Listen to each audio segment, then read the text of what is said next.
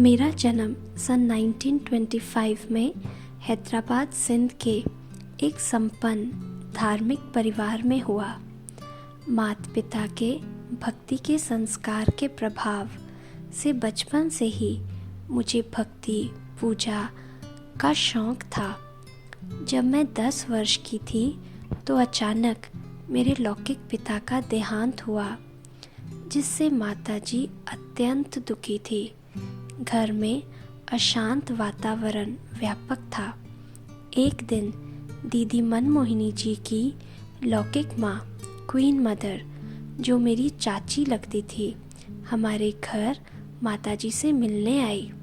माताजी के दुखी और अशांत जीवन को देखकर क्वीन मदर ने कहा कि यहाँ पड़ोस में दादा के घर बहुत अच्छा सत्संग चलता है। वहाँ जो जाता है दुनिया के सब दुख भूल जाता है। क्वीन मदर के आग्रह से दूसरे ही दिन मैं और लौकिक माताजी दादा के घर सत्संग करने गई। वहाँ जाते ही जब मैंने दादा अर्थात ब्रह्मा बाबा को देखा तो बाबा का शरीर गुम होकर विष्णु का साक्षात्कार हुआ। मुझे लगा कि मैं स्वप्न तो नहीं देख रही हूँ, लेकिन वो स्वप्न नहीं था। वास्तव में बाबा साक्षात विष्णु रूप दिखाई दिए थे। उस समय से मेरा झुकाव ओम मंडली की तरफ हो गया।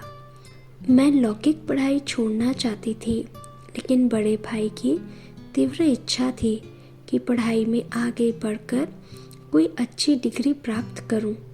सत्संग में रुचि बढ़ने के कारण मैंने 9वीं कक्षा की परीक्षा के बाद जिद की कि मुझे पढ़ना ही नहीं है। फिर भी भाई ने बनारस यूनिवर्सिटी में प्रवेश दिलाने के लिए बहुत प्रयास किया, लेकिन प्रवेश नहीं मिला।